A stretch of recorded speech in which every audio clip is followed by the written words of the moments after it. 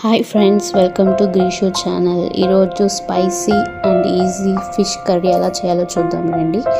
First oil వేసుకొని అందులో కొంచెం కస్తూరి మేతి, 2 పచ్చిమిర్చి. ఇది ఒక 2 kgs ఆఫ్ ఫిష్ కర్రీ అండి. ఫస్ట్ ఆనియన్ పేస్ట్, ఒక 3 to 4 medium size onions cut చేసి పేస్ట్ చేసి వేసుకోవాలి. నెక్స్ట్ లైట్గా పసుపు, తగినంత ఉప్పు వేసుకొని బాగా ఫ్రై అయ్యేదాకా, దీంట్లో తగినంత కారం, ఇది కొంచెం స్పైసీగా ఉంటుంది కాబట్టి కారం ఎక్కువ అవుతుందండి.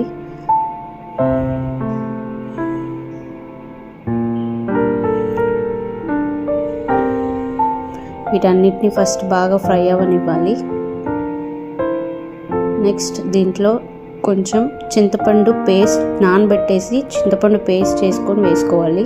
ఇలా డైరెక్ట్గా వేసుకోవడం కన్నా ఇలా వేసుకుంటే టేస్ట్ బాగుంటుందండి.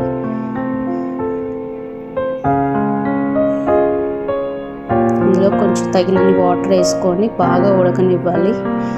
ఆనియన్, చింతపండు బాగా కుక్ అవ్వాలి. నెక్స్ట్ దీంట్లో మసాలాస్ అన్నీ యాడ్ చేసుకోవాలన్నమాట. First garam masala, next fish curry masala ఉంటుంది కదండి, అదొకటి యాడ్ చేసుకుంటే చాలు, కర్రీ బాగా టేస్ట్ వస్తుంది. నెక్స్ట్ ఈ స్పైసెస్ అన్నీ బాగా కలిసేలా కొంచెం కలుపుకొని ఒక 5 to 6 minutes హై ఫ్లేమ్ మీద బాగా ఉడకనివ్వాలి. నెక్స్ట్ దీంట్లో వచ్చేసి మనకి టమాటో క్యూరీ ఉంటుంది కదండి, ఒక 3 to 4 టమాటోస్ బాగా క్యూరీ చేసుకొని ఆ పేస్ట్ని కూడా అందులో వేసుకోవాలి.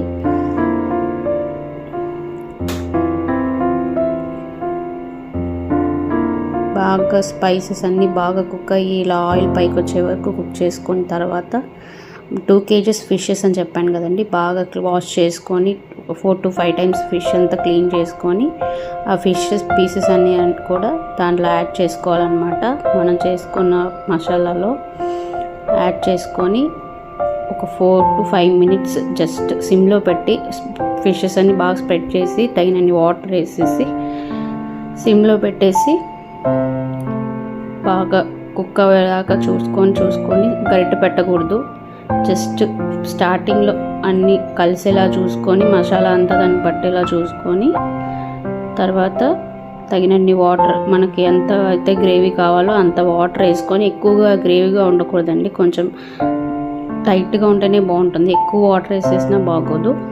సో చూసుకొని మీకు తగినన్ని వాటర్ చూసుకొని కుక్ చేసుకోండి. ఇలాగా మనకు కావాల్సినంత గ్రేవీ చూసుకొని చిక్కగా ఉండాలి గ్రేవీ, అప్పుడే బాగుంటుంది కర్రీ. ఈ టైంలో మనకి ఏమన్నా సాల్ట్, స్పైసెస్ ఏమన్నా తక్కువగా ఉంటే ఒకసారి టేస్ట్ చూసుకొని అడ్జస్ట్ చేసుకుంటూ ఉండాలి. ఈ టైంలో మనకి కొంచెం స్పైస్ తక్కువగా అనిపించిన కారం కానీ సాల్ట్ కానీ అలాంటివి అడ్జస్ట్ చేసుకొని వేసుకోవచ్చు. ఆ తర్వాత ఒక 10 minutes హై ఫ్లేమ్లో ఆయిల్ పైకి వచ్చే వరకు కుక్ చేసుకుంటే మన spicy and tasty fish curry ready. By the way, I am Greeshma mother అండి. ఇది కుక్ చేసింది వాళ్ళ అమ్మమ్మ.